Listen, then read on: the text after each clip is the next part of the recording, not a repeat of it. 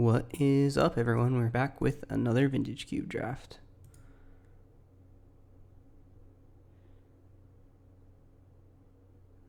All right. I'm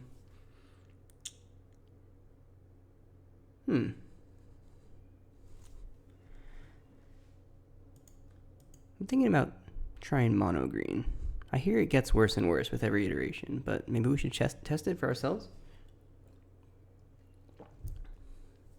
I think the Hierarch is better than the Halfling in the blind, and it seems likely we can wheel the Nissa. Maybe not? Yeah, I don't know. Let's just force mono green and see what happens. Going crazy today.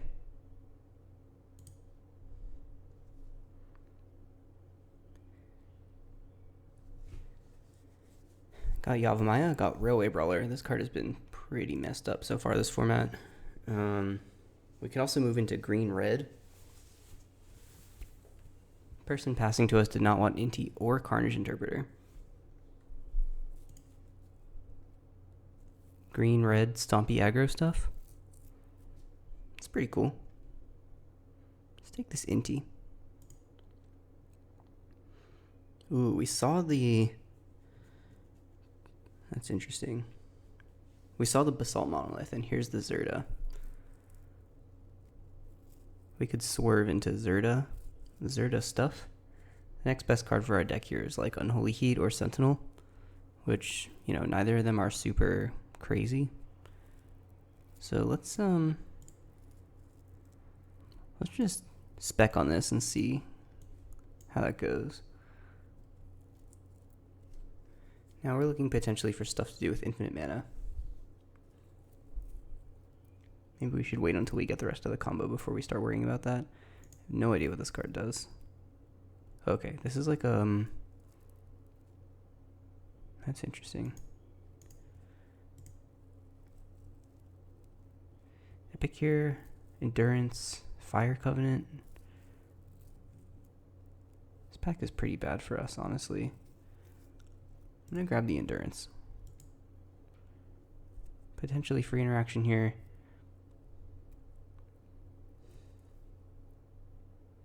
What can we do with infinite mana? See if the Relic of Sauron comes back around. I don't want to marry the Zerda yet until we actually get the Basalt Monolith. But if we do find the Monolith, then yeah, we can start worrying. Oh, and it's Ballista. Wow, okay. I don't think anyone is going to take the Monolith except for exactly the player to my right who has seen the Zerda. But I think the spec is worth it. We only miss out on 2 picks if the Monolith doesn't come back. And there is also there are 2 Monoliths that actually do it in the cube, right? So even if we lose the Basalt Monolith, we might find ourselves with a Grim Monolith. This is weird. Do we want to continue being green, or do we want to start building a slower deck so that we can build towards our combo? Green-red aggro with Zerda randomly in the deck. Kind of funny. I guess Ulvenwald Oddity is technically something to do with a whole bunch of extra mana, as well as being an aggressive green card. So, I don't hate that. Questing Beast. Yep. Blue and black really open here. I am noticing. But some premium green cards coming around as well. If we can get another mana dork or 2 on the wheel. We saw Ignoble Hierarch that we passed. We saw the Lord of the Rings one. And yeah, Goldvein Hydra is both an aggressive green card and a mana sink. So that's kind of cool. We unfortunately aren't able to get Raging Ravine back out of this pack, but I think the Hydra's a little bit better. Most of our green creatures say haste at this point. The Nissa did come back. Orcish Lumberjack is also an incredibly powerful card. Looks like somebody drafted the Delighted Halfling.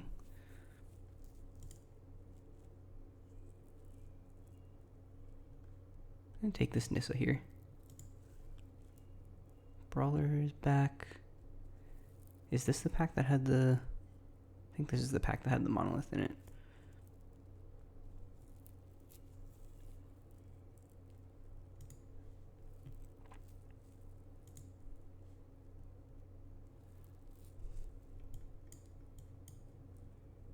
So we might have been cut out of the combo.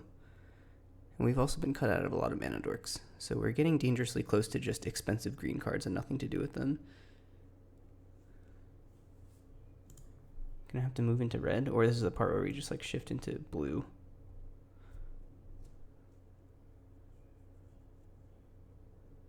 I guess we only have the one red card. Let's try taking just like good blue cards. The Displacer Kitten is a little weird here, but I think we can make it work. Smuggler Surprise is back. These signals are a little janky. Alright, maybe red was the option. We're just all over the place here. Oops. Try to keep our options open.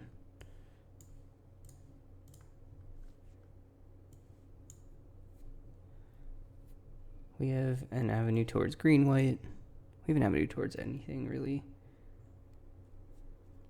Orcish Bowmasters, Bristly Bill, Natural Order.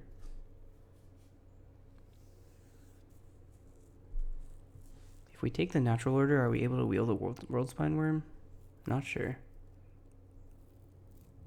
I think Natural Order is just a supremely busted magic card. And we should get one of these cards back between the Bill and the Wurm. Okay, Natural Order it is. Llanowar Elves. Yeah, we're going to have to try and cut green from whoever was cutting green from us, basically. A good density of mana dorks with the Natural Order should do that. And there are a lot of things you can Natural Order for in this cube. Craterhoof, Atraxa. There's that weird 7-drop.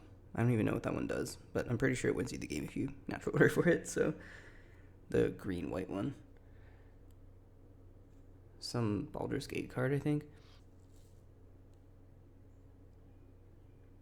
Corsair Temple Garden. I feel like Corsair Prefix just isn't that good.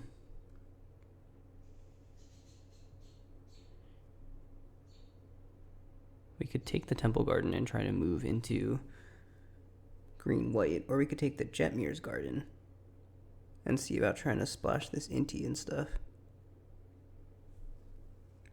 Take the Jetmir's Garden. It also opens us up for more potential fetch lands to actually turn this card on. Like, if all we find is Scalding Tarn, for example, even if we aren't in red, I would rather have this Jetmir's Garden. Titania is pretty good, but we don't have any fetches yet. We could just take Palantir. Palantir is definitely good with mana dorks. You can cast it ahead of curve. We don't have anything to Natural Order for yet, really. But Palantir is a hard to pass card, that's for sure.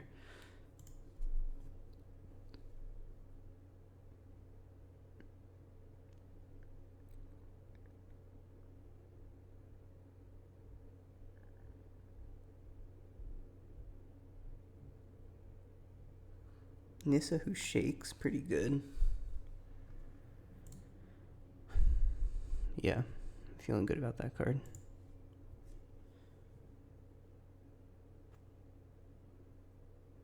We're going to need a little bit more ramp here, but we've got a pack and a half to worry about that. We saw 2 of the mana dorks go already.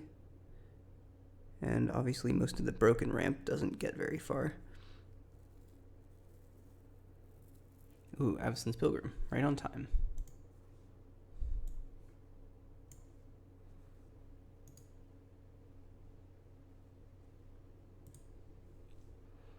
Caryatid, don't mind if I do.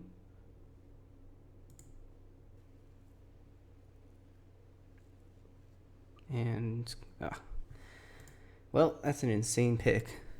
I wish we could have the Arbor Elf, but I'll definitely take Gaia's Cradle.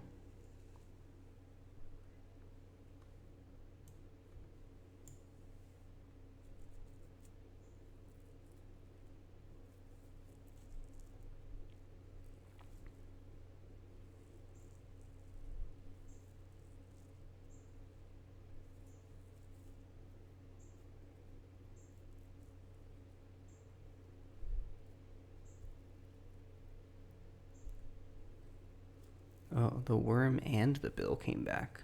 Okay, well, Wurm seems really important for Natural Order. We don't have anything yet for that.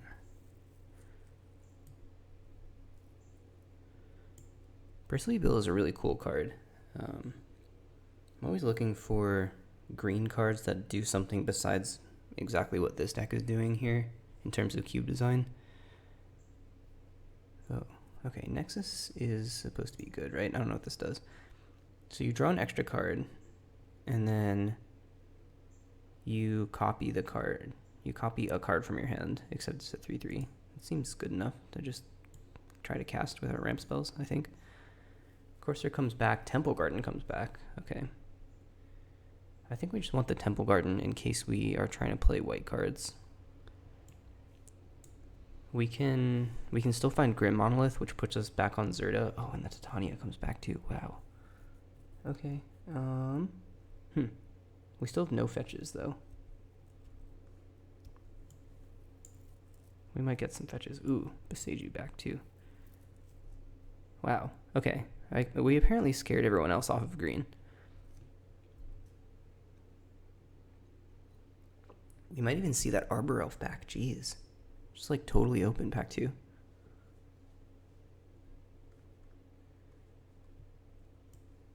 Take this Somnath and escape. Okay.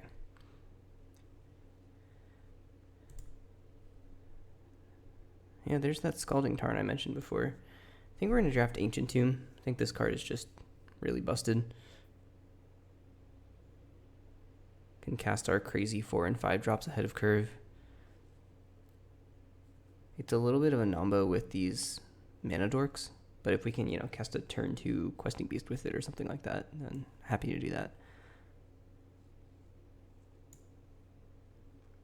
Ooh, Hex Drinker. Also Mox Diamond. Wow. I think Hex Drinker is probably better than Mox Diamond in this spot. Strip Mine also crazy with Titania in particular. Wow. I think we have to draft Strip Mine. As much as I don't want to be passing Hex Drinker in this deck, being able to go like Mana Dork, Strip Mine you. Really good. Alright. Oh, there's the Hoof. Okay, now our deck is actually really good, I think.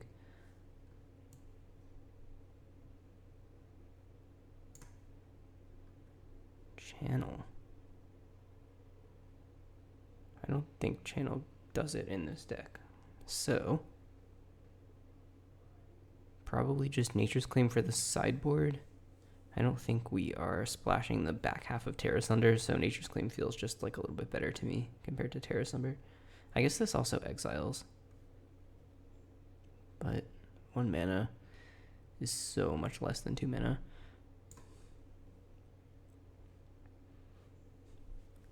Looks like we're going to miss on real power this draft, but Strip Mine, Gaia's Cradle, and Ancient Tomb are all quite close in my estimation. I wonder why Ancient Tomb has a gold border, but Strip Mine doesn't. It's kind of weird. Oh, and there's the Emrakul. I don't think we're supposed to try and wheel the channel here. I think Utopia Sprawl is probably the pick. It's just yet another 1 mana ramp spell. And it's also much harder to interact with. I can get this in here. I'm going to put this Titania back in the main board. Ooh, do we want Lotus Cobra or do we want Woodfall Primus?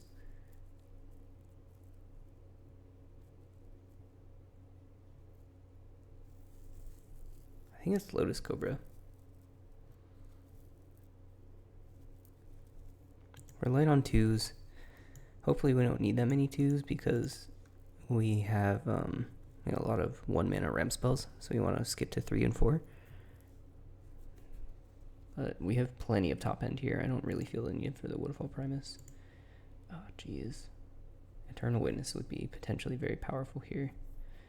But having the consistency of acceleration on turn 1 basically every time is just so enticing.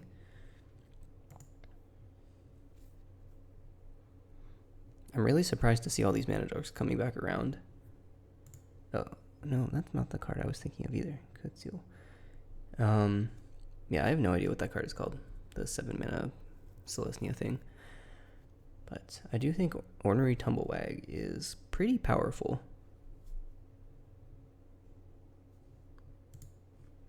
We are light on 3s that we want to be casting ahead of curve here with our 1-drops. And Tumblewag is the perfect card to cast 1 turn ahead of curve. Build your own Luminarch Aspirant. I'm going to put this in a land slot.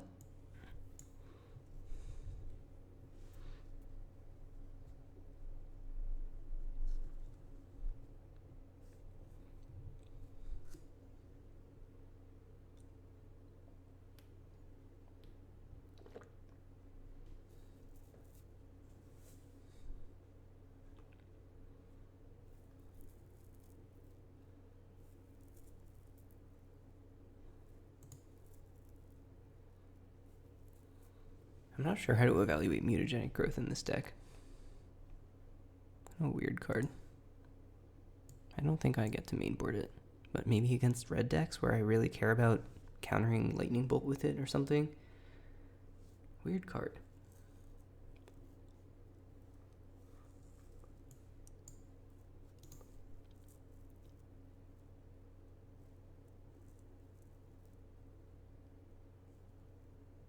I guess I'll try this Smuggler's Surprise. I think in this deck it is a 6-drop, usually. I don't know.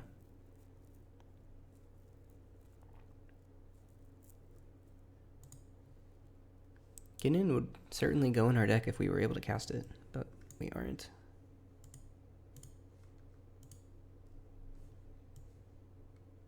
Wow, the channel did come back.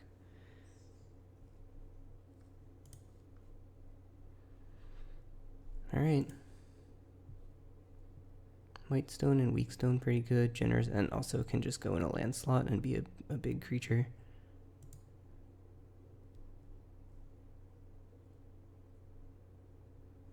I'm late on removal. I'm gonna draft this card. Yeah, no one wanted Storm today. And Trinket Mage. Okay, so this is 23 right here. I think I can go down a couple of lands because of my 5/1 mana ramp spells. So I think Ballista maybe makes the cut, especially with Channel. It's kind of cute. Do we even play the Channel? It helps us cast some stuff ahead of curve.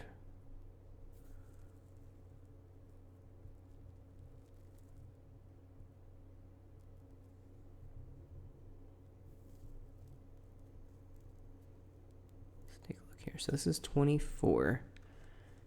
And then here we've got 1, 2. Not going to play the Jetmir's Garden, I don't think. We can still play the Horizon Canopy. And then the Once Upon a Time is going to make it into a land slot here. So that's 7.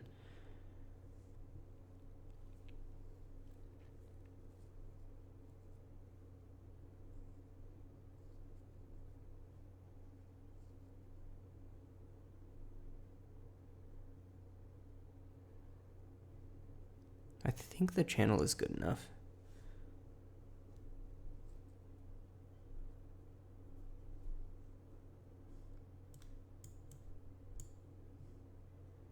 We have no reason to play any sources that are not green based on this current build. So that's just going to be 9 forests, I guess. Yep.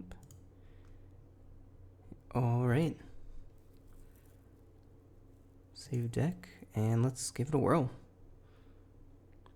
I'm gonna test the theory that mono green has seen its day.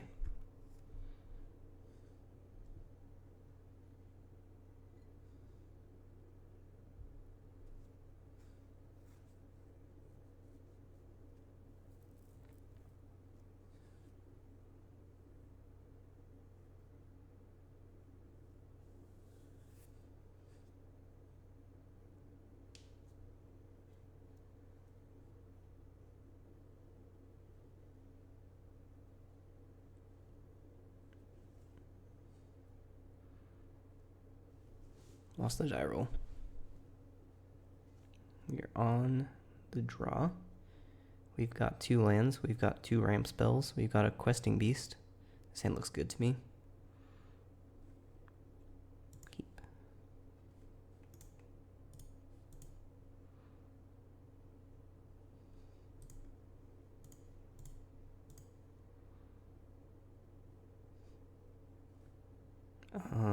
This doesn't matter. Should we fake something? We'll fake blue. Yeah.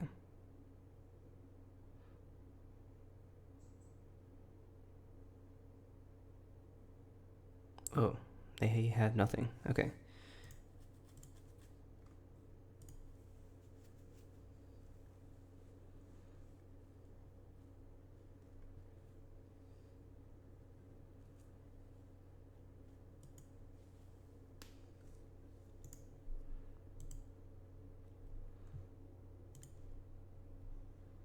You do get priority when Lotus Cobra triggers, because it is not actually a mana ability.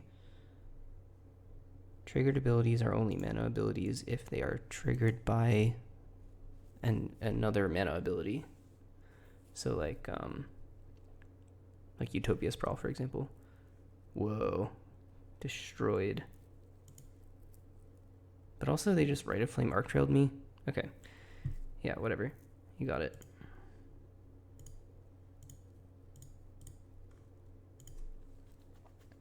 I don't know if they can beat this.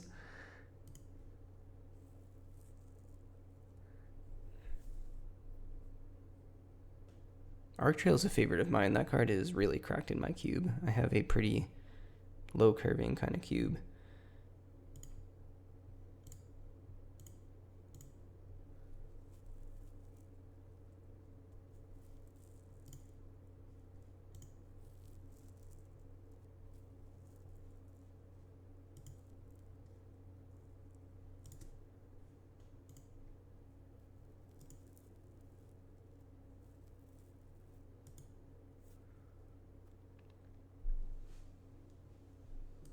Don't keep one-landers, kids, even if they have Rite of Flame in them.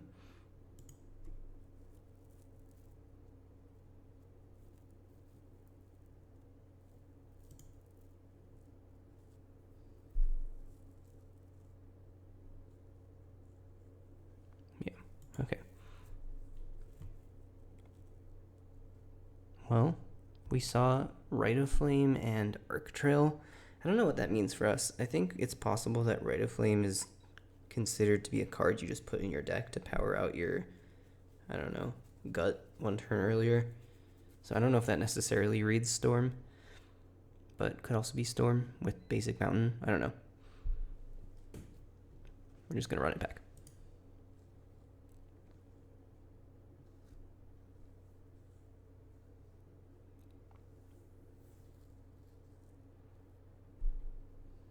I'm going to keep this. The Mic'd Stone is...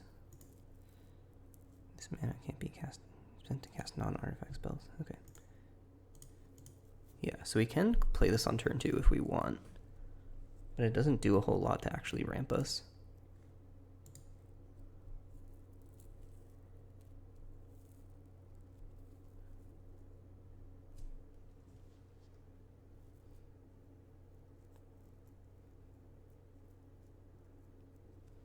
They plotted a highway robbery, it looks like.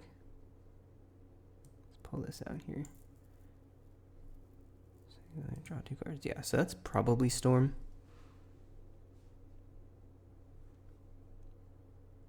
Time to just play this.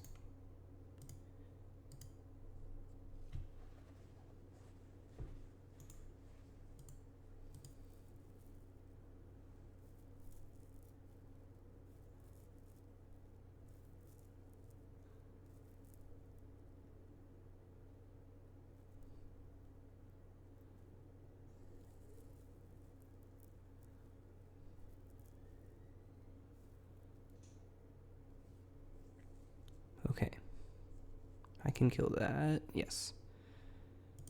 So, this is going to be a land, channel, and then we can cast Tumblewag as well as Mightstone, Weakstone.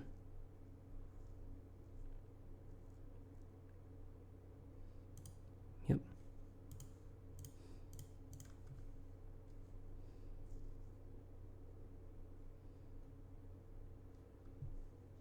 Okay, I don't know how to do that. Do I click on this up here?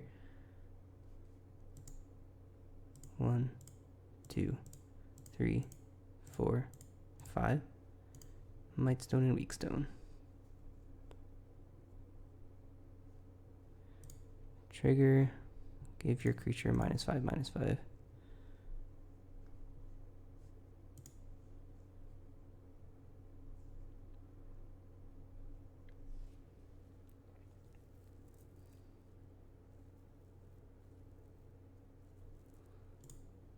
One, 2, 3. Tumblewag.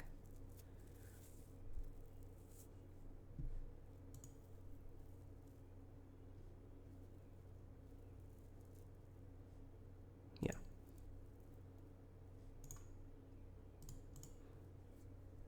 Okie doke.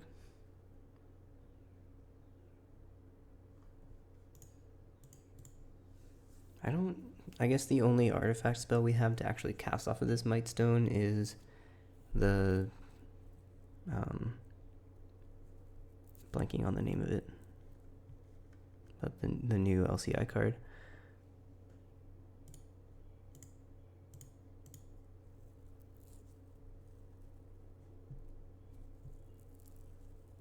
Let's see, so this is, I'm going to play the spells out anyway, so I might as well just grab a green, play this thing, and I get to have 1, 2, 3 mana. I can't cast Nissa because she's not an artifact.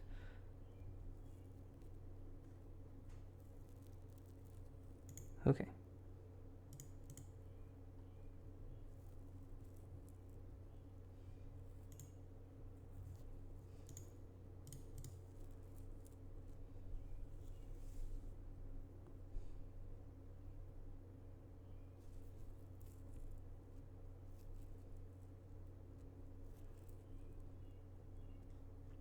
Does this only hit forests? No, I can untap Gaia's Cradle with it. That's pretty sick.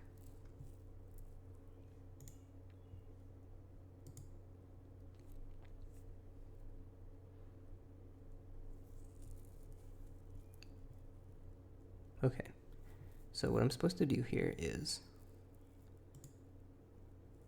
add green,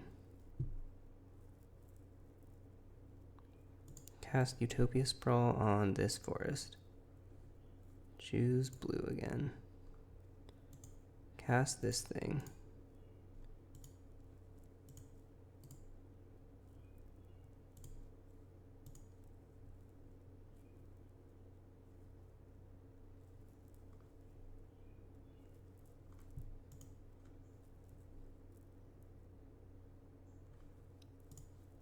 I don't want that to die, so I'm going to do that next turn. And then this is my pre-combat main phase.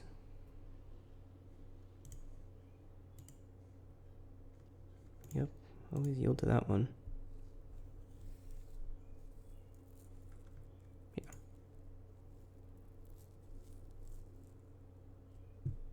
Okay, so next turn I have 1, 2, 3, 4, 5, 6, 7, 8, 9.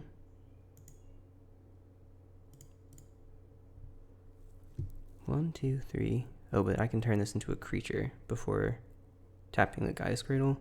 So I have 10. I need to draw a land. Alright, what do we got over here? Vampiric Tutor.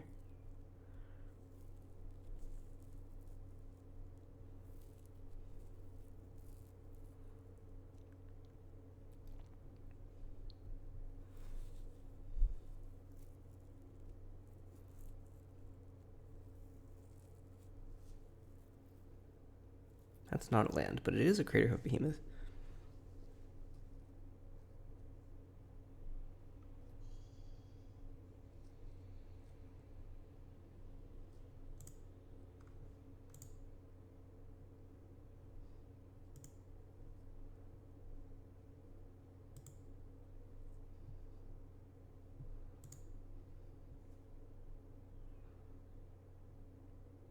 Right, I'm not going crazy. This is 8, 9, 10 mana, so I cannot Worldspine Wurm. Okay, I hope I didn't mess that up somewhere, but I don't think I did.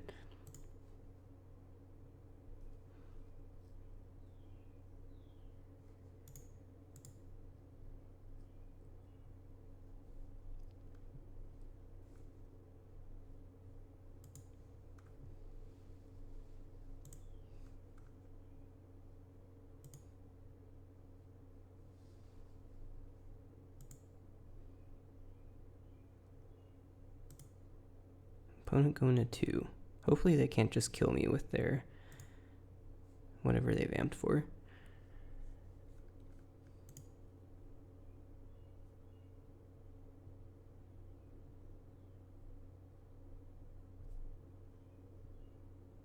That's pretty good.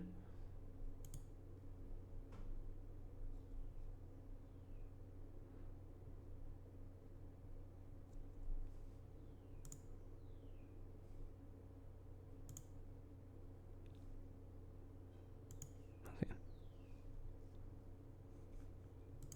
See, mutagenic growth. I don't know.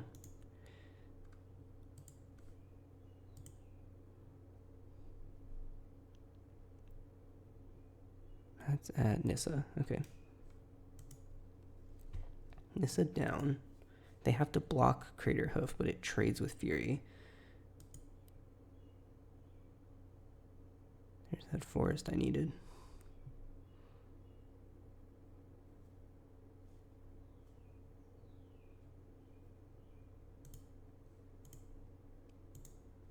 See what's in here. Palantir. Okay. Okay. Not too bad.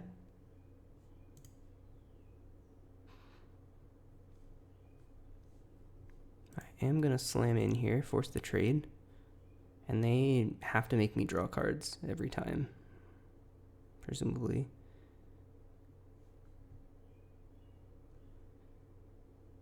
So I will put this on the bottom and this on the top. Oh, I can't cast that card. Okay, well.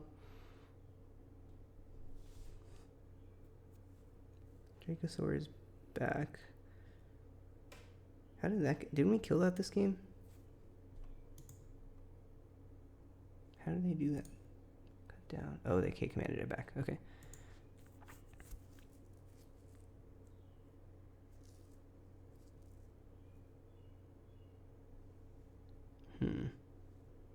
Okay, this kills me.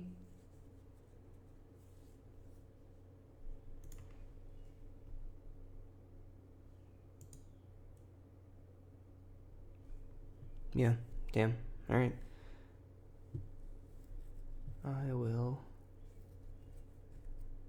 pass turn.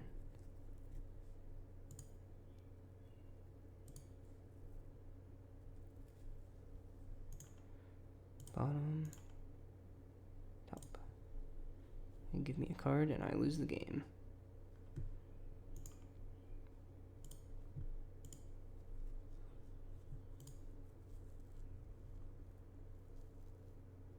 Alright.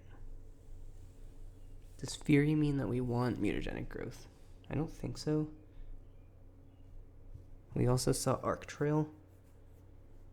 We did see quite a number of cards that just randomly ping our mana dorks.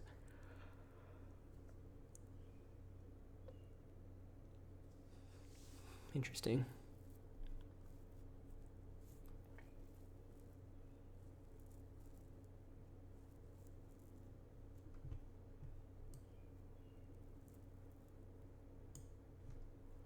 No sign of natural order yet. That would be nice.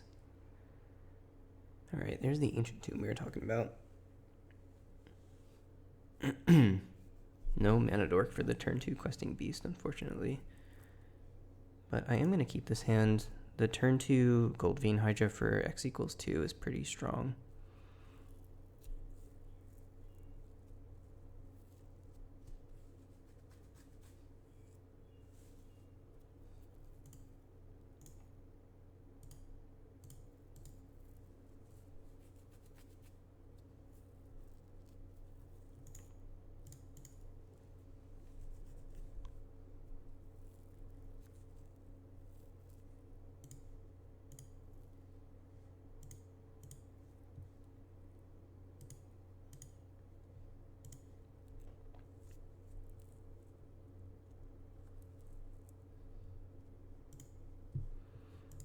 Even if they do have cut down, we get a bunch of mana out of this, which is cool. Ooh, yikes. Yeah, I guess they have life death, so we probably just lose now.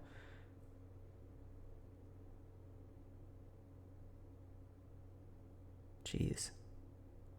Alright.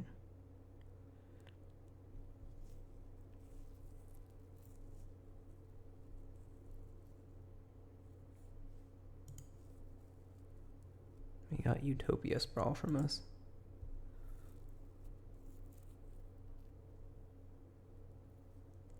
I don't know that there's any way we can beat this Atali.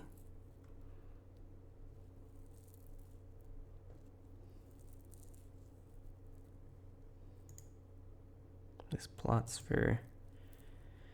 Yeah, I mean, if we plot this now and they attack and they don't have a follow-up, then we might be able to kill them.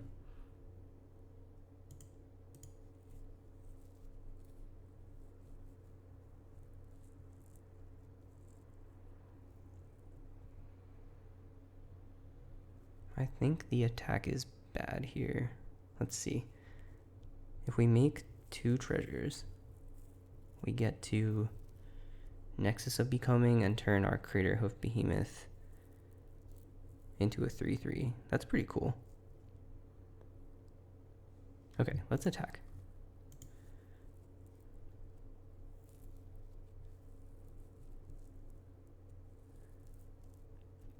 So next turn we get to cast our thing. Nexus of Becoming, exile Craterhoof. The Railway Brawler is already a 5/5. Oh, it doesn't get haste off of plot though. That's definitely worse.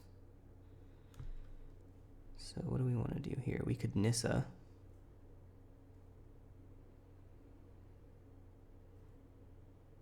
I think we're supposed to Questing Beast.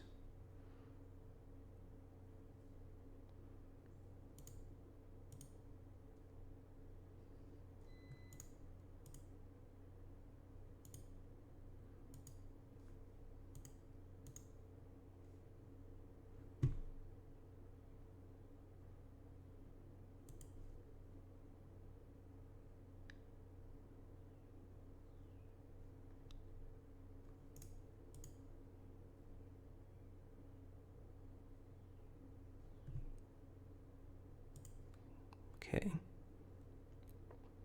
So another removal spell kills us. But next turn, Craterhoof Behemoth kills them, so... Guess we'll see. They've got 4 cards in hand.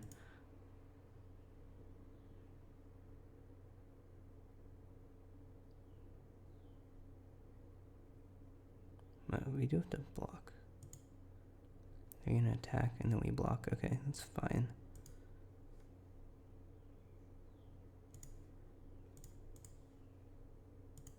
Block, take 2.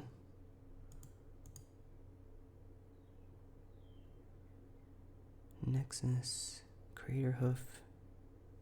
No, that's not enough.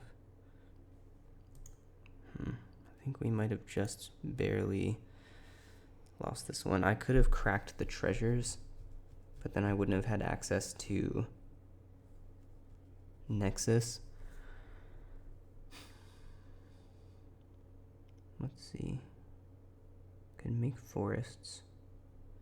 If we cast Nissa off of Tomb, Treasure, Forest, go down to 3. Then we untap a forest. We tap for 6 mana, we Nexus. And we like just barely don't have enough damage.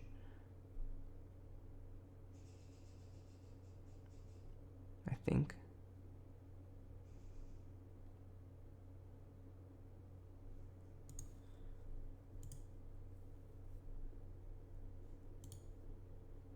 Green, and 2.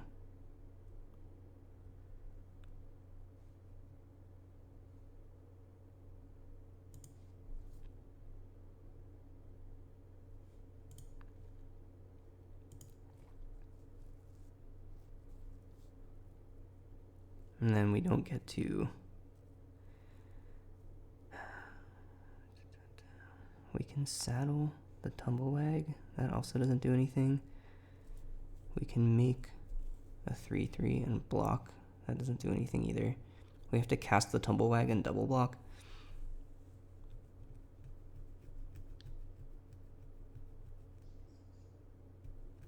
In order to be not dead. I don't know if I sequenced that well.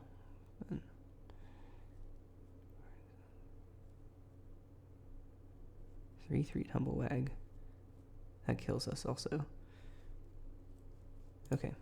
It's gonna have to be like this.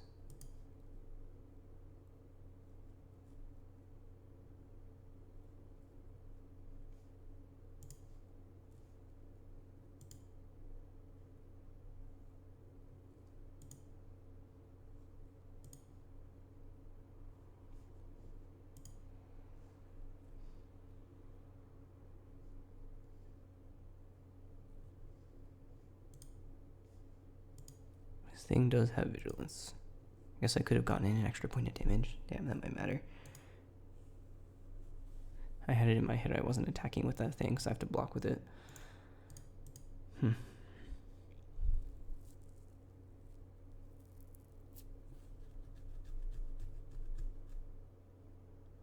That kills me.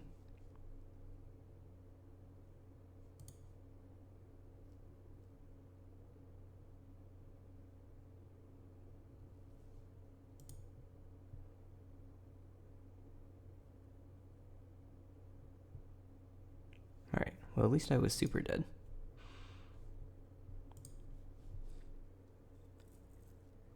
Alright, 0.1 in favor of the mono green haters.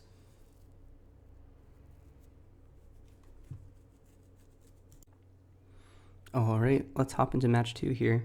We are 0-1 with mono green right now. In our quest to determine whether or not the criticisms, the rumors are true. Does mono green suck in 2024 Vintage Cube? Continue our experimentation as we go here. I want to talk a little bit about mono green and cube. I think it's a kind of a hot topic among a lot of cube curators, especially at particularly high power levels such as this cube. I hear a lot of people saying, oh, green is not, like, mono green isn't good enough anymore, like, mana dorks don't make the cut, that kind of thing. And I'm also going to try my best to talk while I'm playing, which we'll see how that goes. I have struggled with this problem in my cube as well. Wow, is this hand even worse? Quite possibly.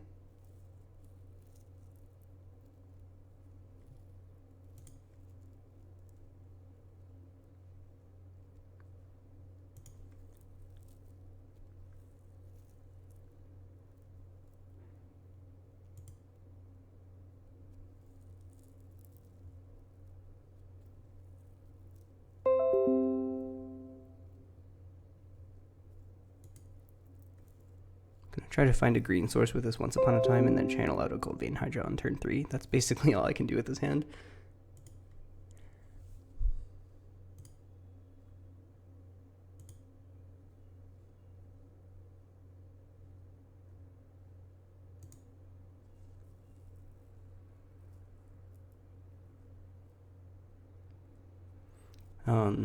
Yeah, so I've struggled with this problem in my cube as well. I'm playing a pretty high power, like Fair Magic sort of cube, which in many ways is pretty similar to Vintage Cube, except without all the fast mana and the combos and stuff like that. And mono green can definitely feel very one note, which is something I don't really love in my own designs. Having a color that only does one thing is not generally super interesting. Oh, I should have checked for a mana dork first, huh? All right.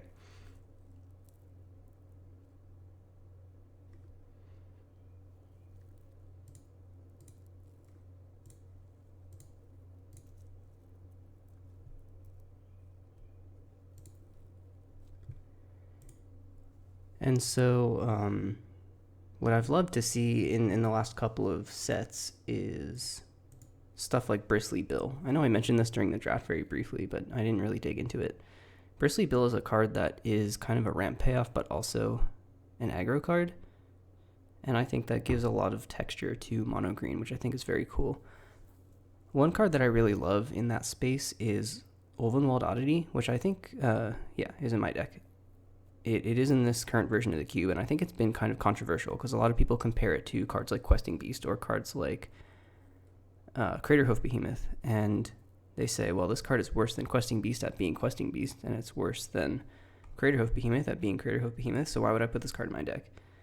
And the answer is because that card does both of those things, and that's really valuable, not only from a standpoint of a player, including in your deck, but also from a standpoint of a cube designer, like being able to... I'm playing neither Questing Beast nor Craterhoof Behemoth in my cube, but I am playing Ulvenwald Oddity, and that card it kind of does both for only one slot. And I think that's a really neat aspect of, like, just an example of something that mono green can do. That's interesting, as I'm getting completely trounced by my opponent here.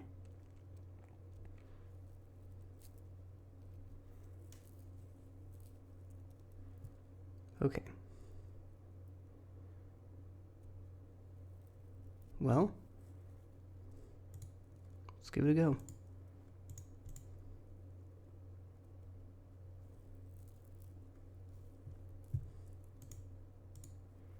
Do have to click this a whole bunch of times.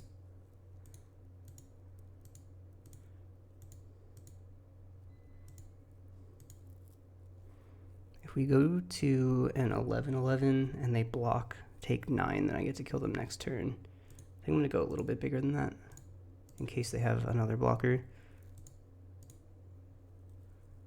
12, block with a 2, 12 is 10. This is currently 11. 11 is lethal on board right now. Maybe that's what we're supposed to do. Okay.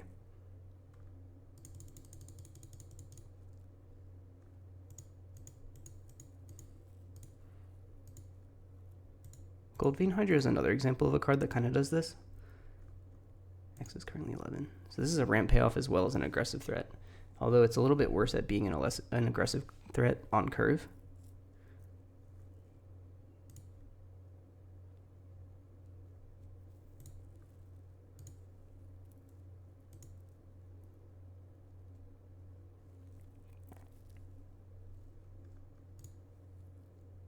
I don't know why it because of the channel. It keeps giving me this channel back. I don't need that anymore.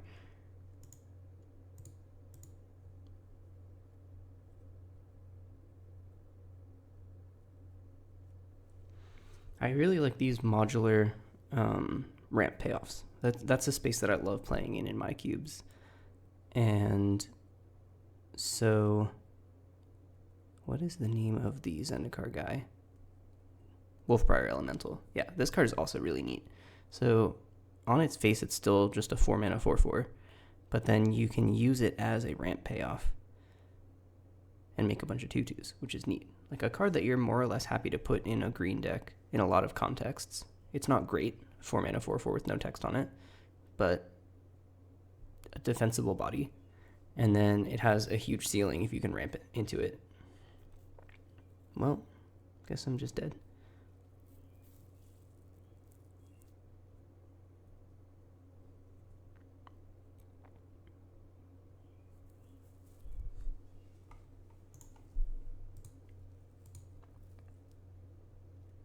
Opponent said, cool, I can do that too.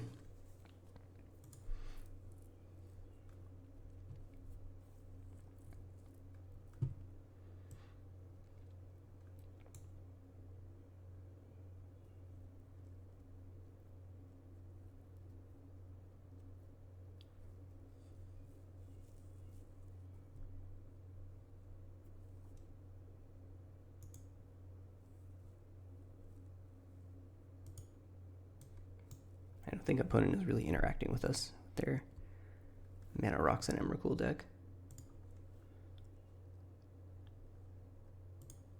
Hand looks good to me.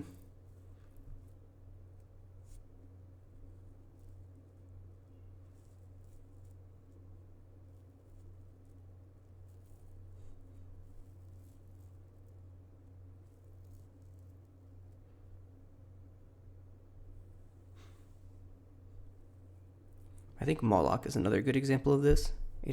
Again, a card that doesn't read like a ramp payoff, but is generically very playable.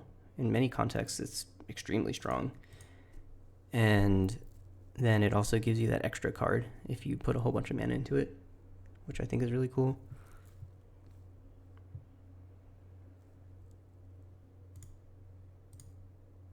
I guess I can attack if I don't do that like that.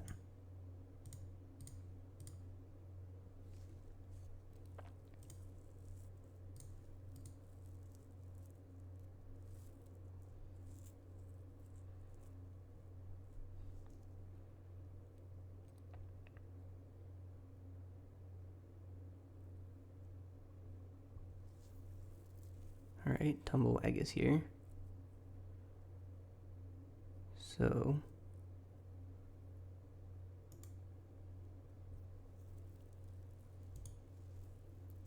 1, 2, 3. I think we want to hold up Nature's Claim probably.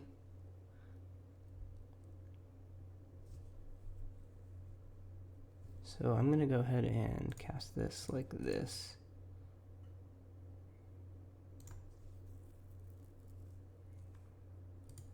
And put the counter on the Tumblewag so we can make it bigger than the Birgi next turn.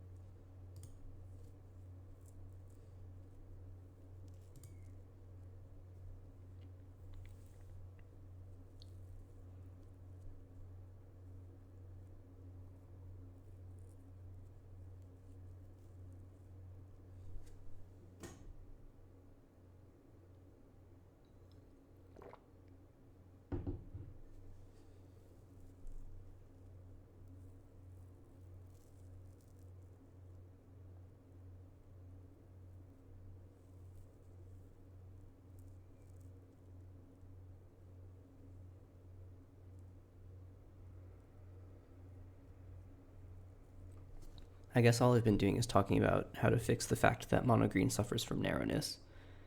Another complaint that you sometimes see, especially in the context of Vintage Cube, is that it's just not good enough, like a complaint of power level, right? And all I have to say about that is, if you really want a particular type of deck to be good in your cube and it's not good enough, try powering down the rest of the decks in your cube.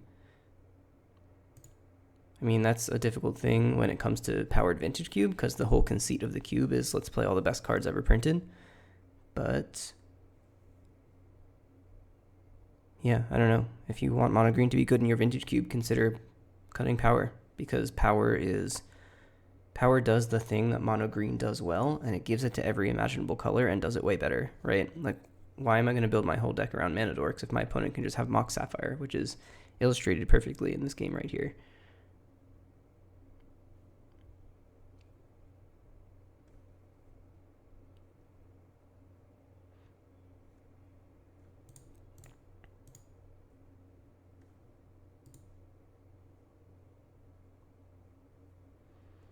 One, two, 3, 4, 5, 6, 7. Unfortunate.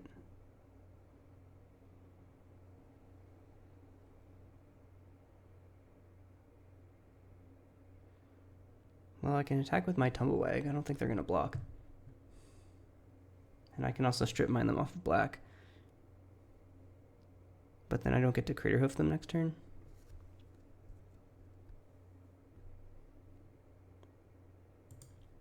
Still think I'm going to do it.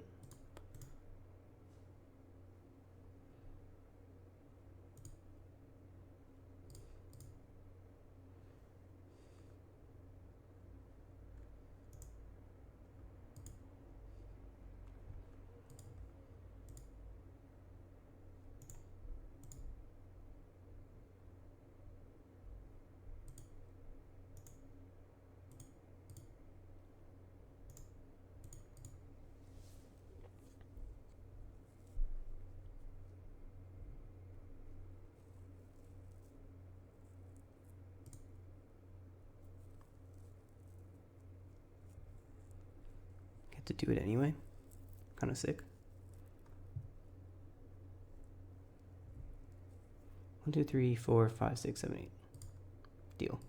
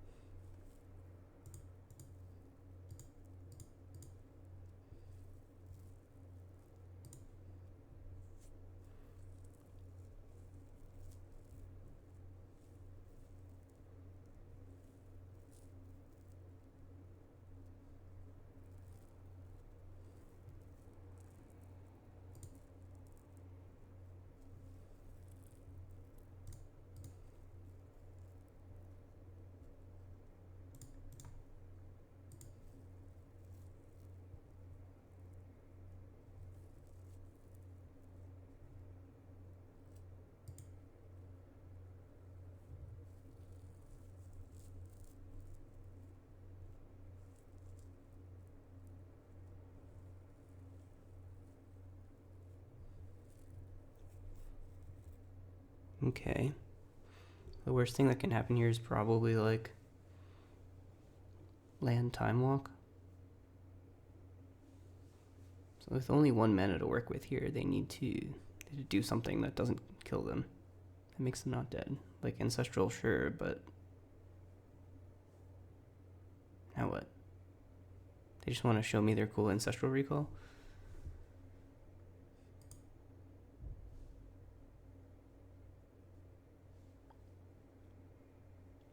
I guess they can block. None of my creatures actually have trample. Yeah, fair enough, opponent.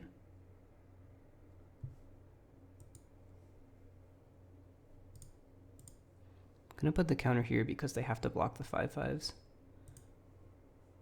So now I can get 1 damage in.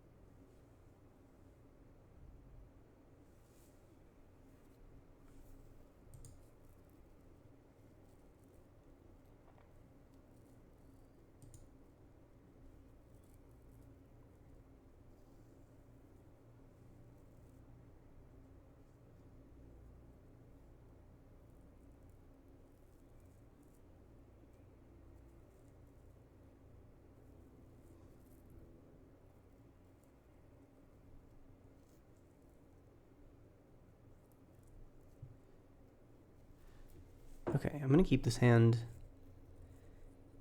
It makes a questing beast a turn early, which I think is cool. I don't know, it's possible that questing beast Nissa Nexus is just too slow? I like that Walking Ballista's potential interaction once upon a time could find us a mana dork and have a turn 2 questing beast, perhaps. So I think this hand is good enough. Opponent tanked really hard in their Storm deck and then kept their 7, which makes me think that their hand's probably not that good. Oh, never mind, they went to 6.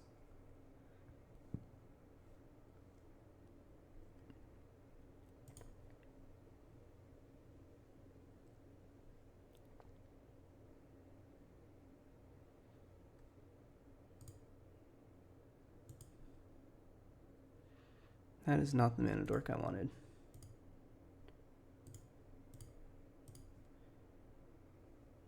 Ooh. Straight mining my opponent who's on 6 land, or a 6 card hand is probably pretty good. I'm just going to go ahead and fire that off.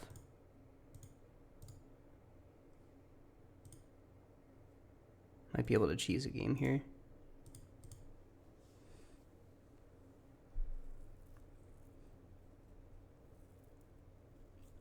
Okay, there's the Brawler.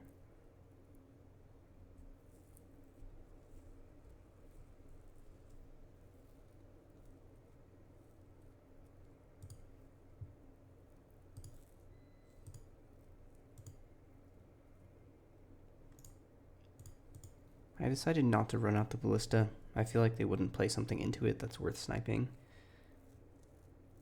Oh, okay. Now I have a turn two quote unquote questing beast, which is cool.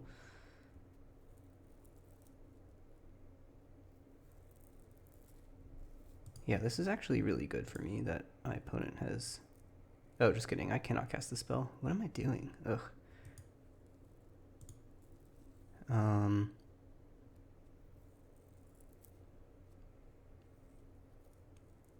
Okay, that didn't actually punish me. I still just get to cast this.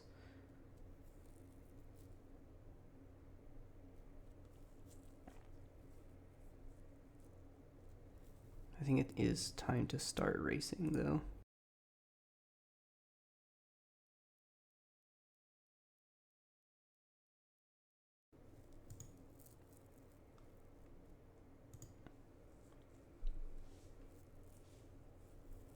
Alright, they found their black mana again.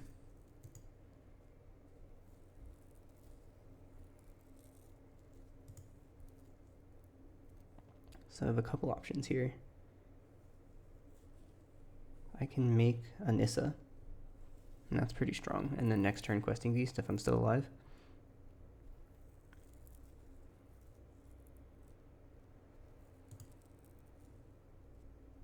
Yeah, it's gonna be... Let's attack first, I guess.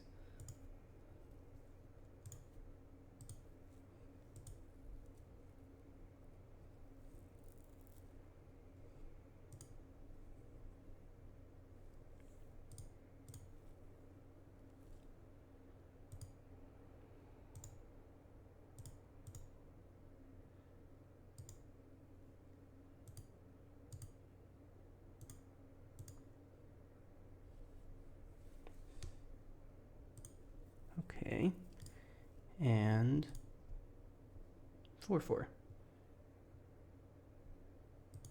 Okay.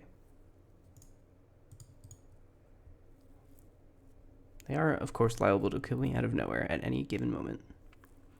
But we are certainly ahead on board against the deck that doesn't care about committing to the board at all.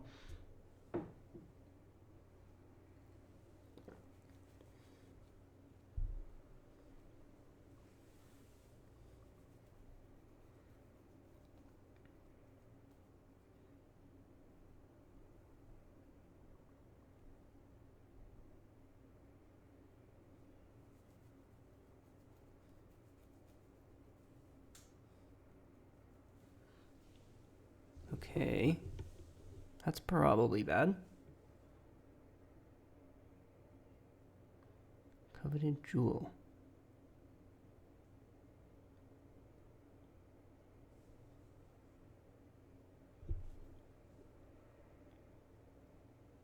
This doesn't feel like enough to me. They can Vamp Tutor Jewel. I mean, it could be enough. They have a Mox in their deck. But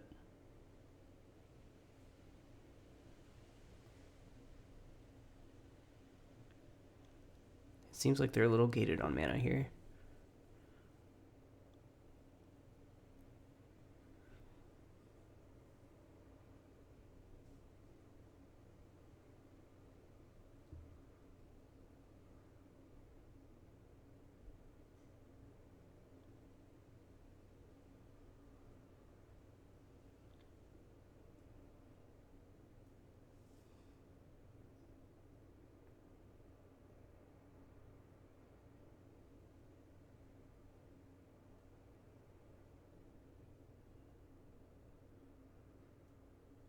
Okay.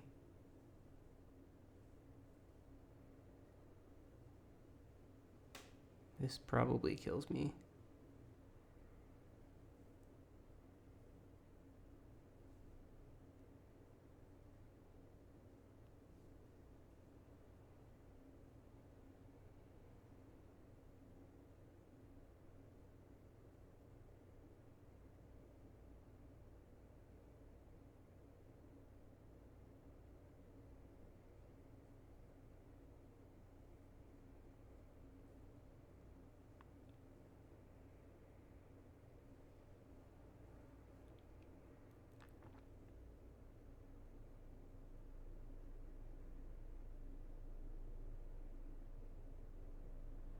I guess I could have killed the Helm of Awakening if I wanted to. Maybe that would have been better. Hard to say.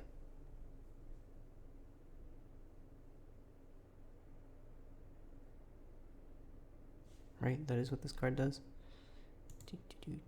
Yep. Dunno.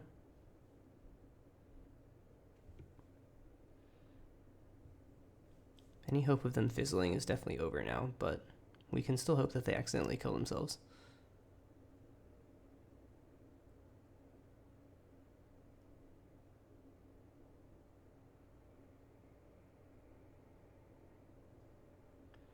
I had a game of Cube a couple weeks ago where one player was unable to attack for lethal because one of their creatures had first strike.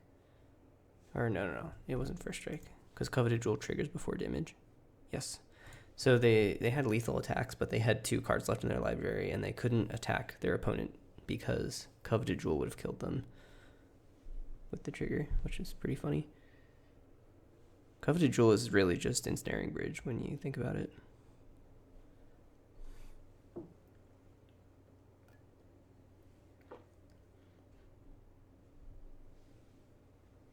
Feeling pretty dead here.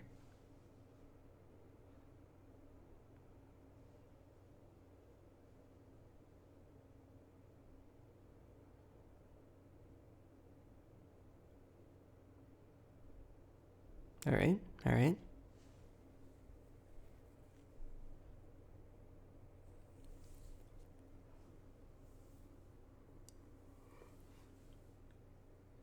That is a lot of dragons.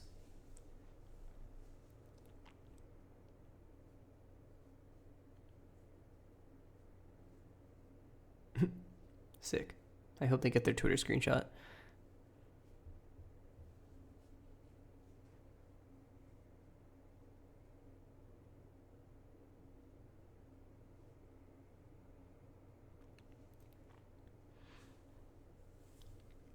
Elemental Eruption is another great example of a card that slots into a traditionally parasitic build, that is to say Storm, but is also a card that isn't embarrassing to play in, like, on its face. Like 6 mana for a 4/4 flyer is kind of on rate historically, and 6 mana for 2 4/4 flyers, which isn't even that hard to do even outside of a Storm deck, is also just really good. And then, you can obviously slot it into a Storm deck like this and play it instead of Tendrils. Another great card for like saving slot equity in a cube while still supporting kind of those neat archetypes. going to be testing this card in Companion Cube for sure.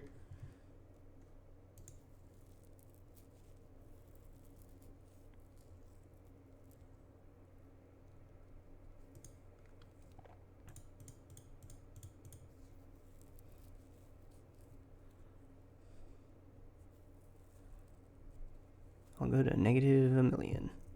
Oh yeah. All right. 0-2 with mono green. Maybe they were right. That is what we were here to test, I suppose.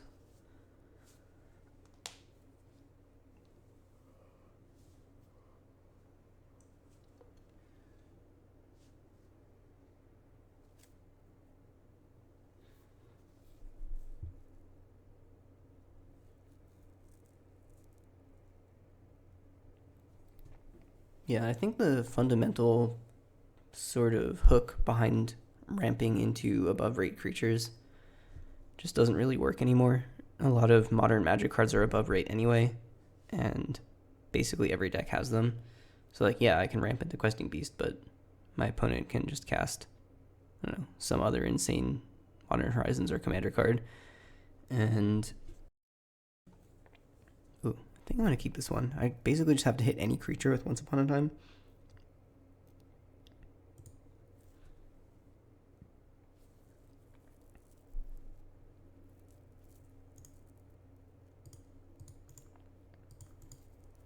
Like, I think if you want to build a deck that looks like this, you're better off not making it mono green, because there's so many good cards, like Minsk and Boo or whatever. Okay, let's cast this.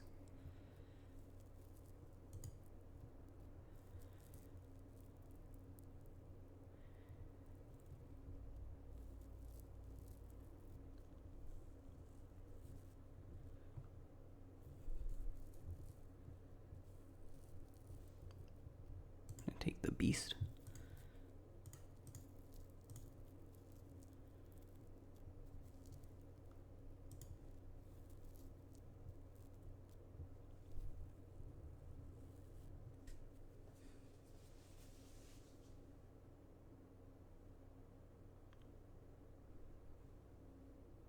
Still nothing really to commit to the board here, unfortunately. But I am just going to go ahead and strip mine them.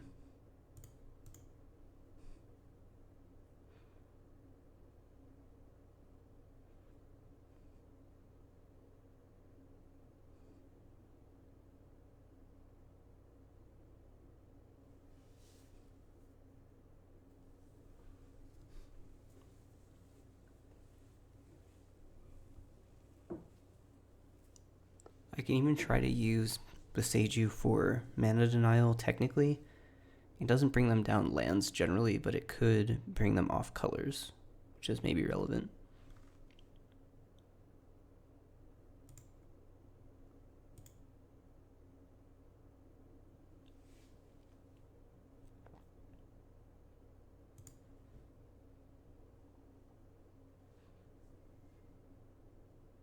Ugh, chose the wrong one. Alright, well that's bad. Maybe it will be Animate Dead. I can beat that one. I cannot beat Reanimate. Oh, they want it under the converter. Okay. I guess that's kind of a free rogue, for like most intents and purposes. As long as they don't have another thing that they want to discard this turn.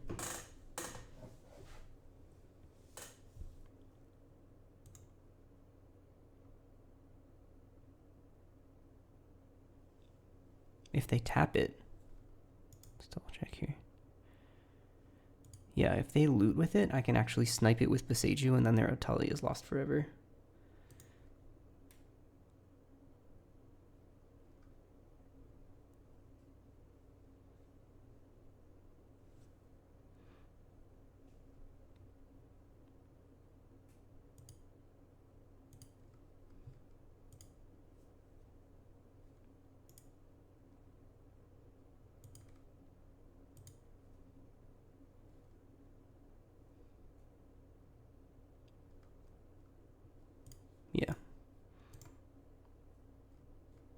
Sick.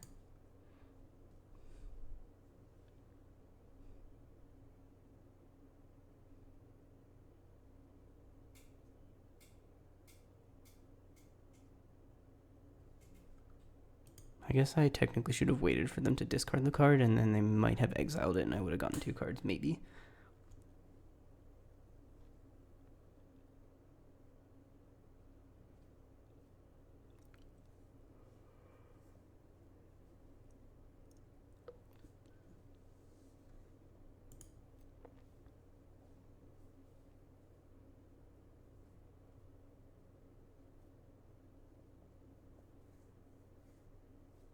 Yeah, it's a pretty good one.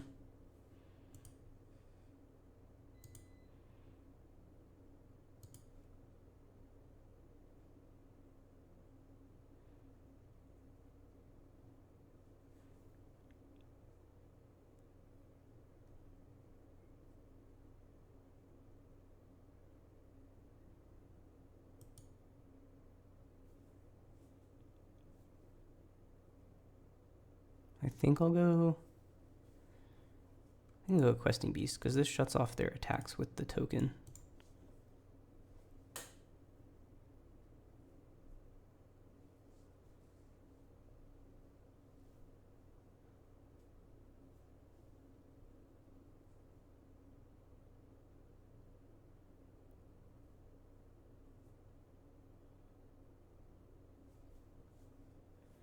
Okay, glad for them to force that instead of Natural Order, I think.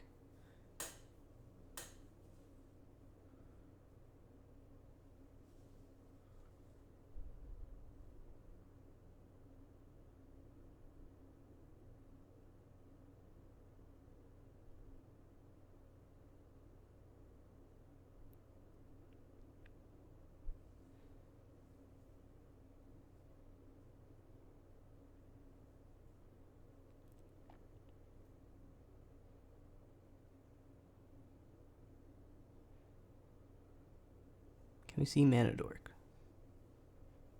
I guess they have a bunch of mana up now. Oh, that's pretty good too. Just slam this into the counterspell? I don't know.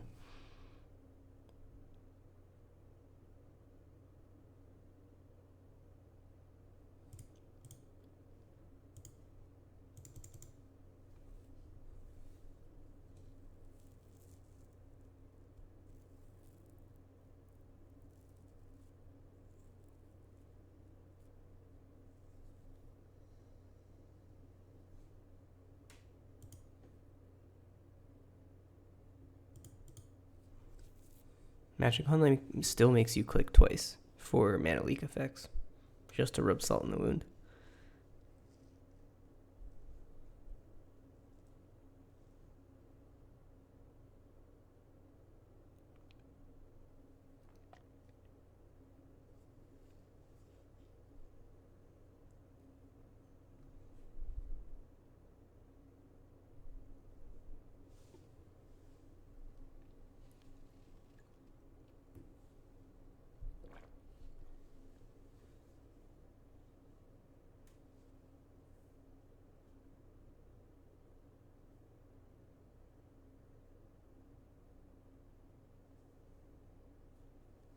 Okay, don't really like our spot. If we draw a land, we can Natural Order, but opponent seems to be pretty controlling for what I initially thought was a Reanimator deck.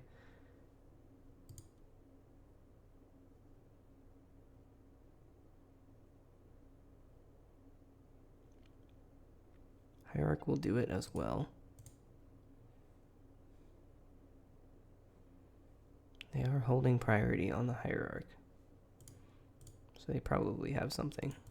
But I think we're dead if we don't try to do this anyway.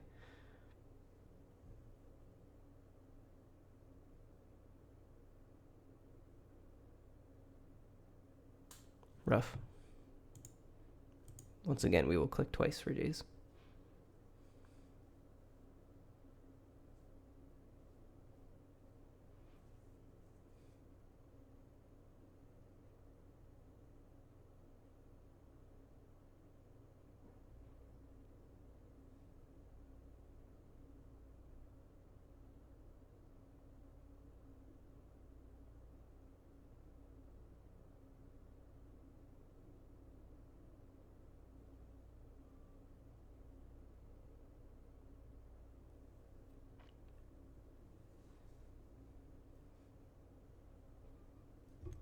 think if we can resolve the Phyrexia Nissa, like if we just top deck that, we're probably still in this. But for the most part, I do not like our spot.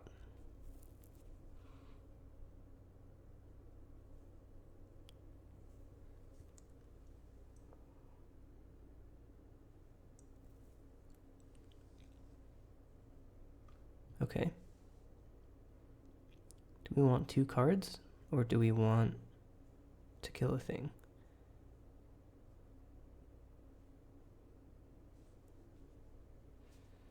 If we don't kill a thing, we go to 2. Are there 2 cards we can draw that are better than a removal spell? Nissa no longer really does it. So trying to get 2 hits at that is probably not that good. Jeez. I think we have to kill the flyer. That feels pretty bad.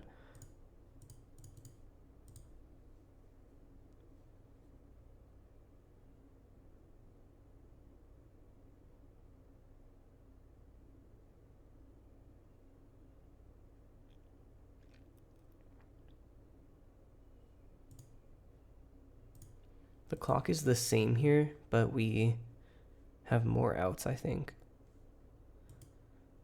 Because now they attack us for 4 and then 4, and then instead of 6 and then 2.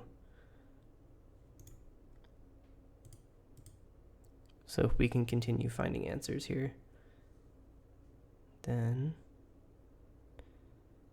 maybe we get somewhere.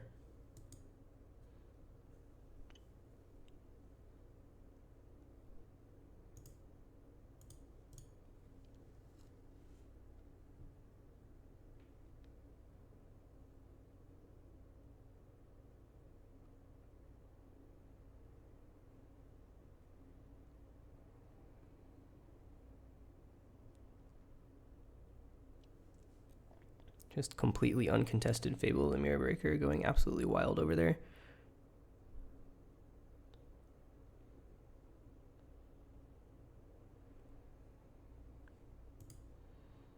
We can block. That's all we get.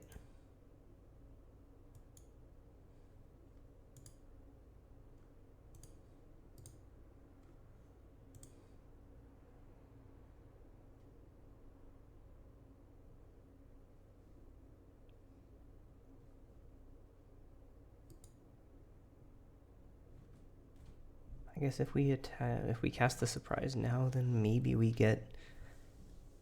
I don't even know what we draw there. I guess it doesn't hurt to do it now.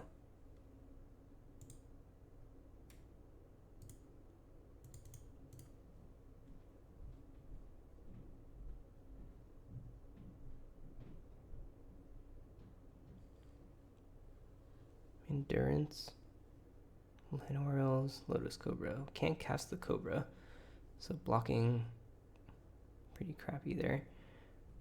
I guess we take Endurance Llanowar. We take Endurance Cobra and plan to cast both of them next turn.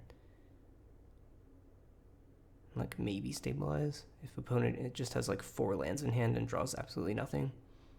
I think that's technically the best thing to be doing here.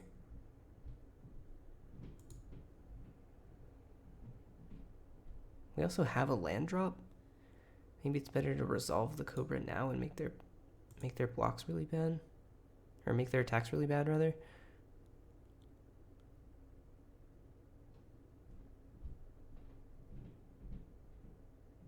Wait, is that even true?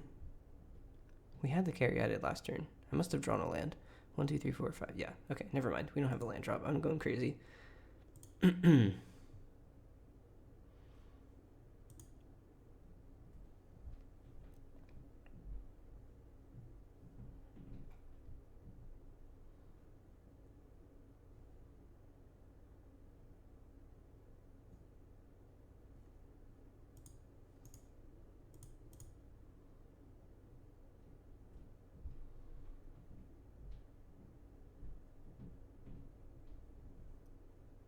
Yeah, opponent is actually much closer to like Grixis Tempo, Grixis Delver kind of thing than I initially thought.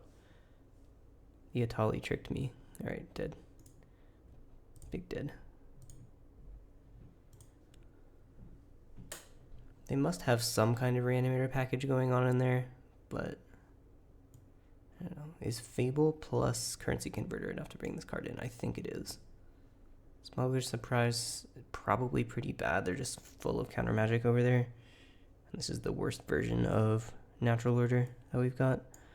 Yeah, okay. Yeah, I don't know.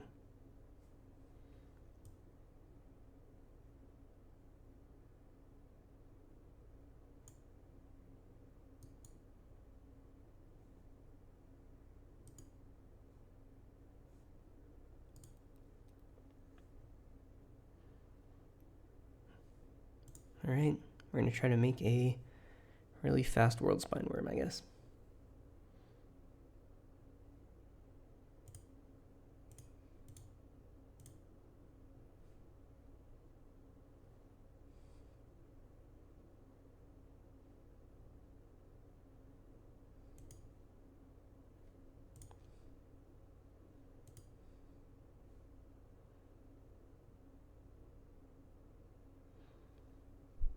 Trying to decide if I'm losing enough percentage points by not naming green. I just think with all these forests in my deck, it probably doesn't matter very much. But I'm sure I'll find a way to get punished by it. Ooh. Yeah, okay.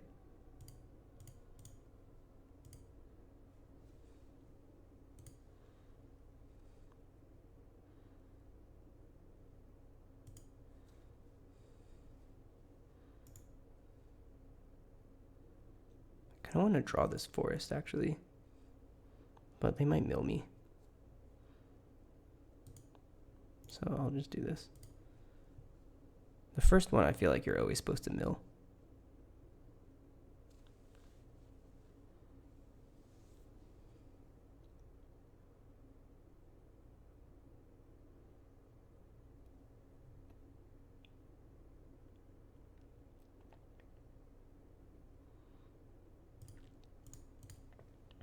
All right.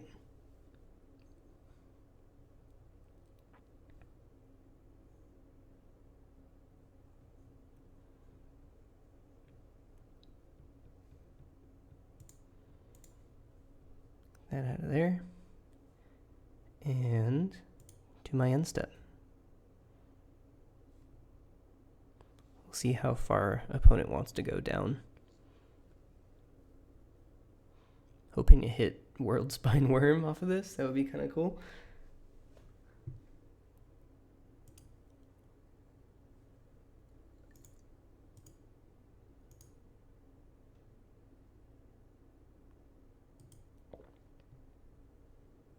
I don't really want to draw the channel anyway, so I don't know. I guess the Ballista is pretty good here.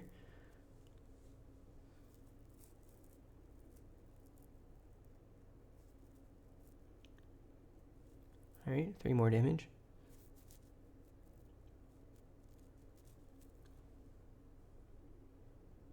I think cashing the channel in for 2 damage is pretty much fine. It's such a liability against counterspell decks. Yeah, I'll just pay half my life and then die.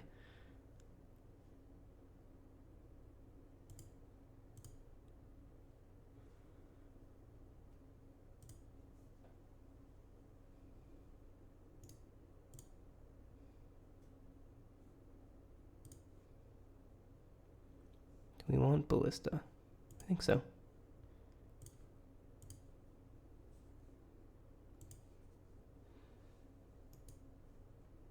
We have enough sources of damage here that I think just getting the pressure on is fine.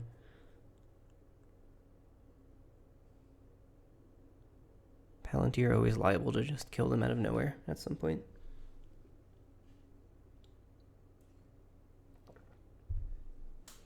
I like that Channel Goldvein Hydra has lulled them into a false sense of security for when I flip Craterhoof and Worldspine. Yeah, that's fine. They only have like soft counters in their deck, so I have to click twice for every single one of them, which is very amusing.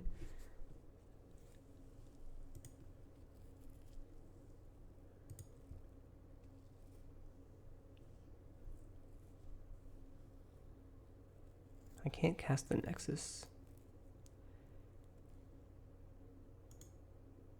Put this on top and then put this on top.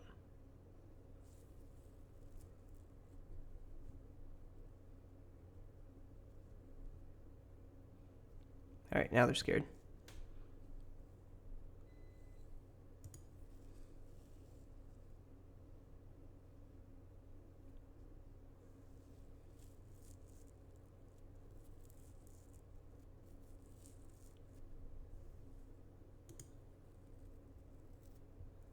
Wow, they're just all counter magic over there. Alright, that's fine. Eventually I'm going to kill you with this Palantir.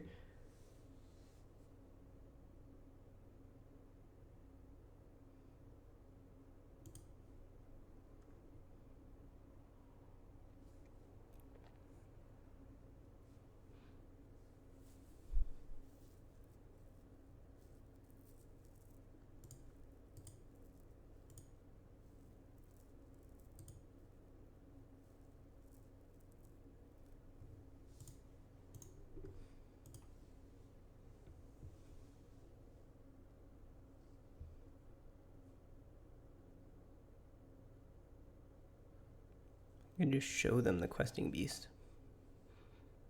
I think that's what I want to do. Looming. Make them hold more up, counter magic up.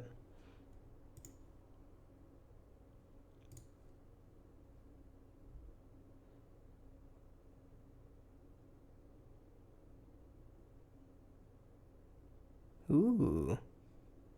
Okay, that is in fact an answer.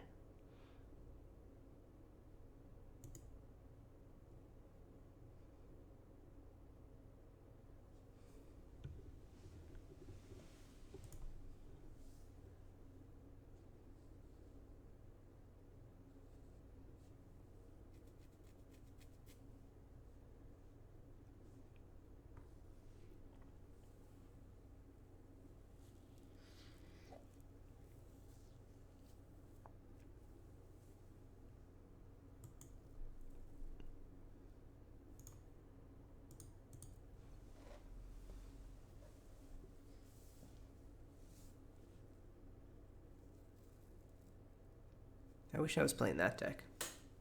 That looks awesome. Just counter magic and Tishana's Tidebinder. Pretty sick.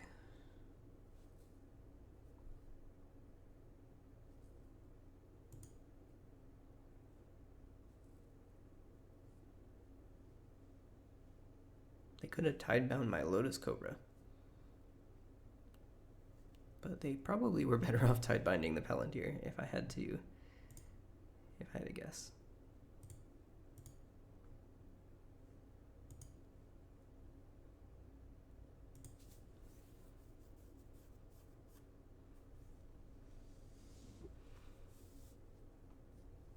Snap back miscalc. Yep. Wait, no. It has to be Phantom Interference. Wait, I have 2 mana up. Hello?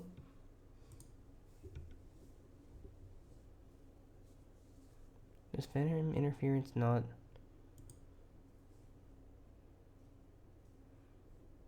Okay.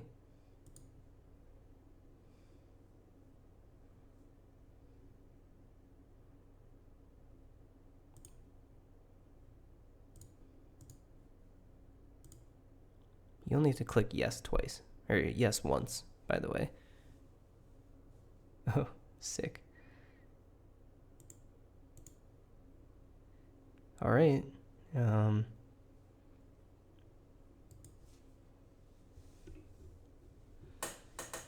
gonna block this Tidebinder all day.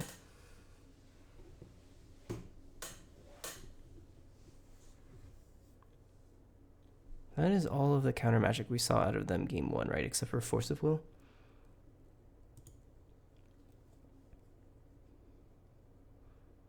Ooh, they're tapping out.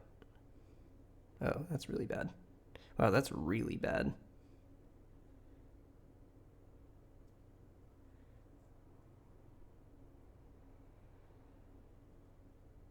Okay, could have been worse. Still pretty bad.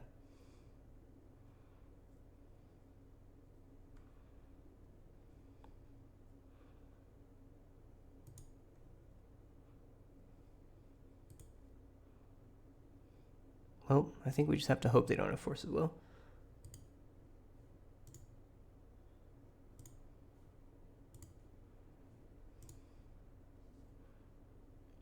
Just resolved.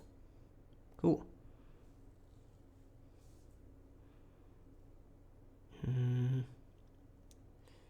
What are we worried about? Bounce spells?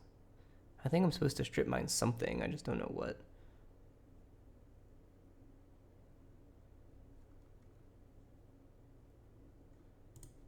Yeah. I'm gonna strip their blue. There are a couple of double blue bounce spells in the cube.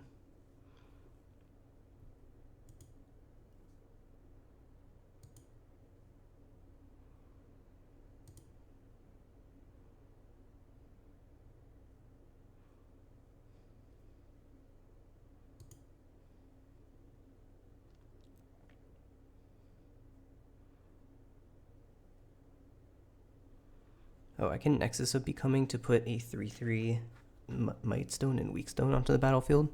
Just like build your own Necrotal. That's awesome.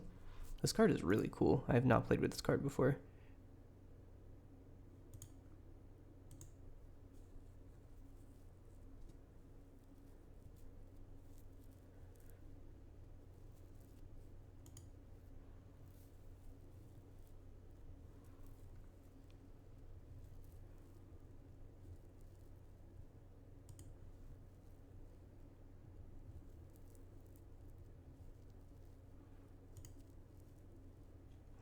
Six. Yep, let's do it.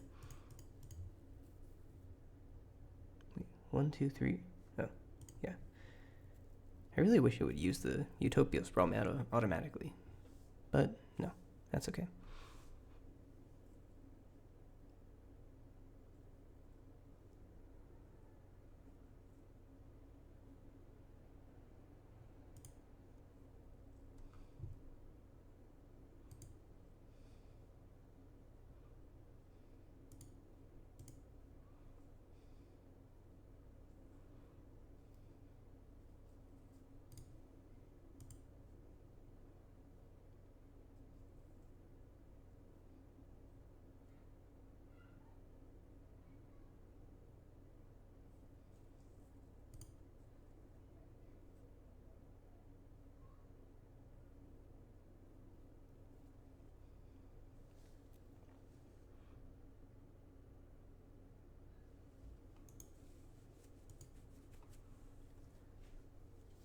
All right.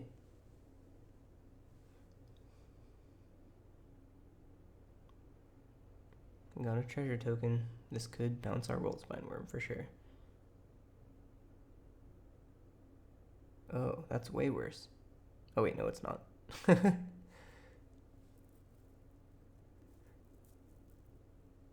mean, it untaps their lands, potentially untapping them into counter magic, but we can still just Nature's Claim the Treachery.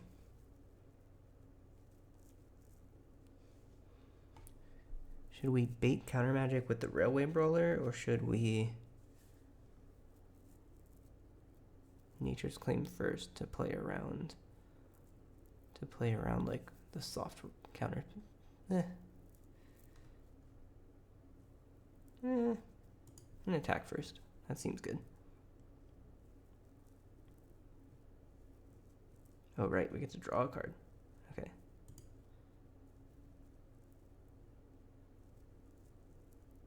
Alright, they've got something.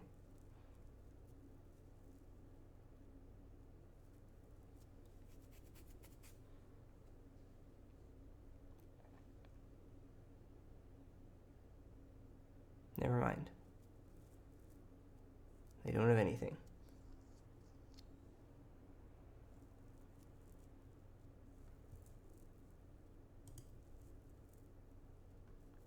I do want to put this Railway Brawler onto the stack as a 5/5.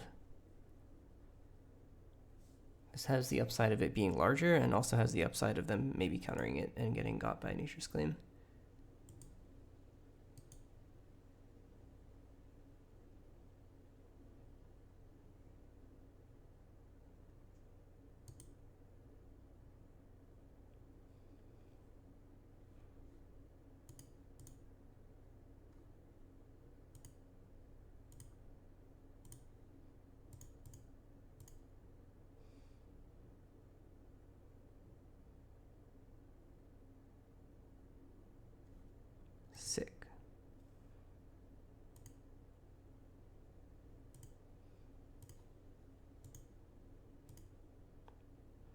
Bang.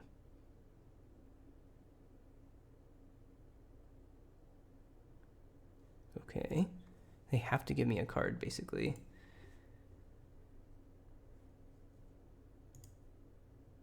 Bottom and bottom.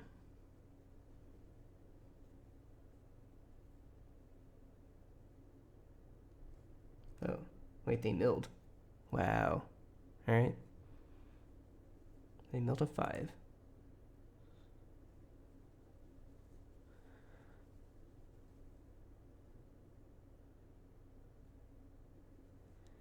Okay, so now we've seen even more counter magic. I wonder if we're supposed to just keep slamming threats until they're dead.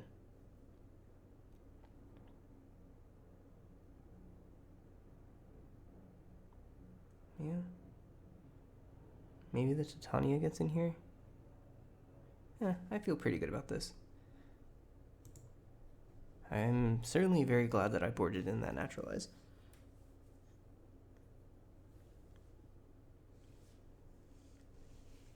Ramp spell plus oddity. Meh, I think it's good enough. It's not that good, but it's good enough.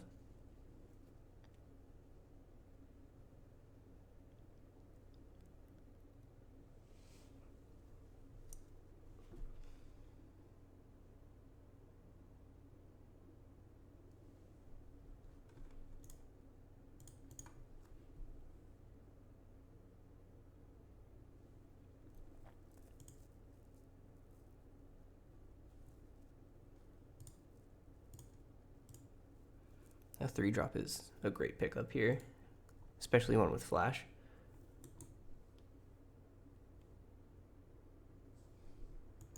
Turn 2 Endurance, turn 3 Ovenwald Oddity.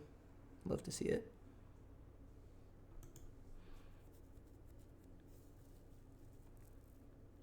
I even get to like waste their mana here. Just pass.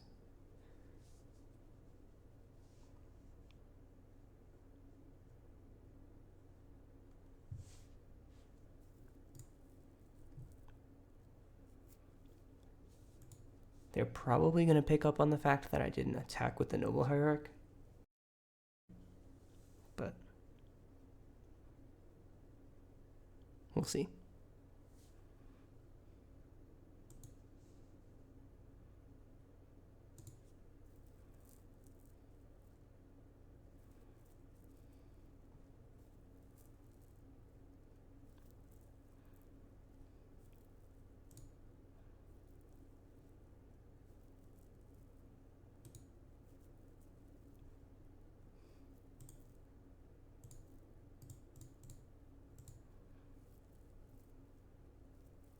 Even if they do counter this, I get to get in for 4 next turn, which I feel pretty good about.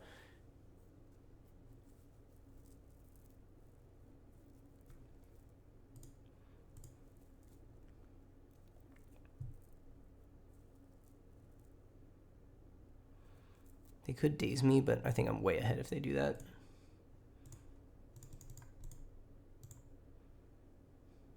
And check this out. Now it's my only attacker. Got him.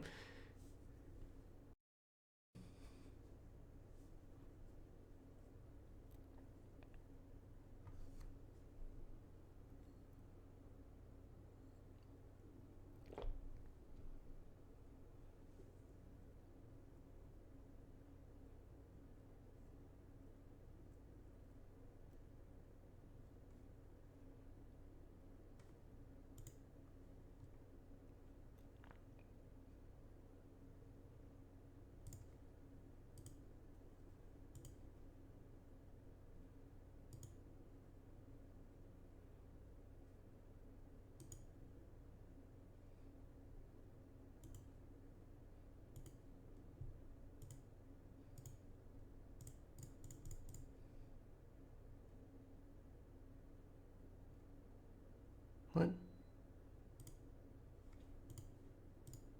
Okay, that's weird. I don't know why I did it like that. I have to do it like this. Okay.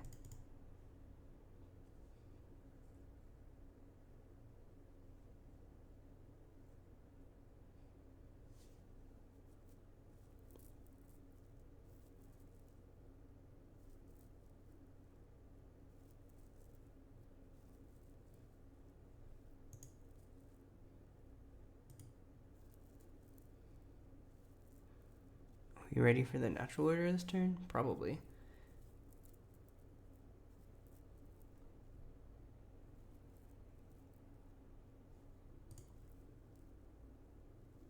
What do they have left? Miscalc and Daze.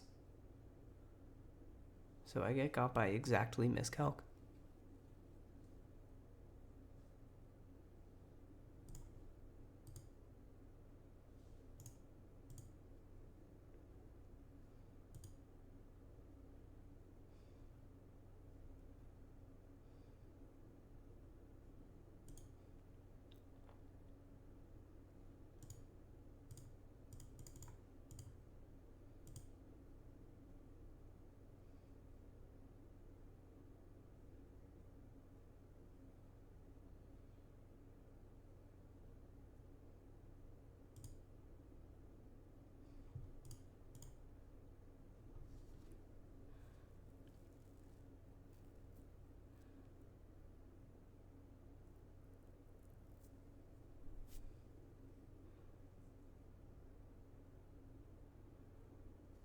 Alright, they've got 2 draws to Treachery.